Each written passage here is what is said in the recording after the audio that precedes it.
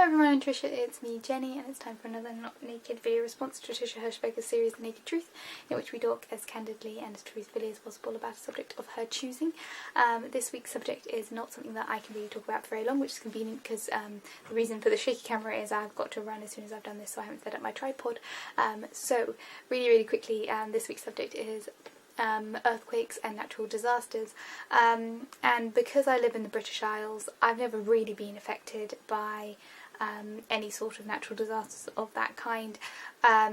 There's obviously, Britain is nowhere near fault line. We don't really get any risk of earthquakes or volcanoes or tsunamis or anything like that. The closest that we have had to that is if international travel is affected.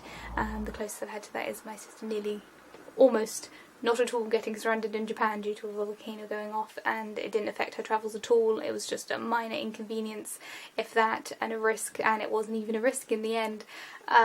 So in that way I'm very lucky. I'm very happy that Trisha talked about safety precautions in terms of earthquake protection, because obviously I'm going to VidCon and I hadn't thought about the risk of an earthquake going off at all.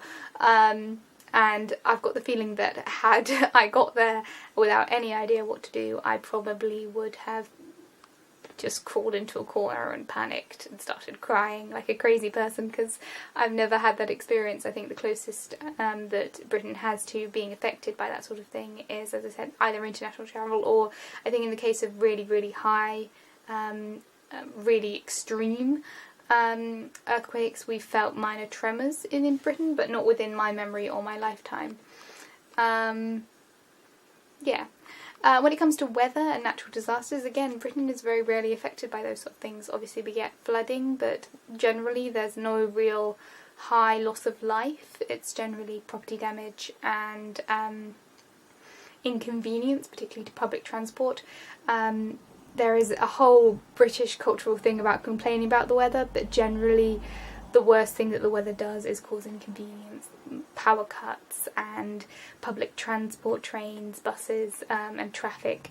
And it's funny when I've talked to people who have come from other countries, and particularly cold countries, where snow doesn't affect their public transport whatsoever, and we get the minor flutter of snow and everything shuts down.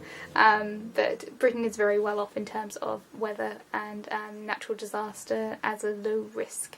But those are my thoughts. I've got to run, so I will see you guys all next week. Feel free to comment.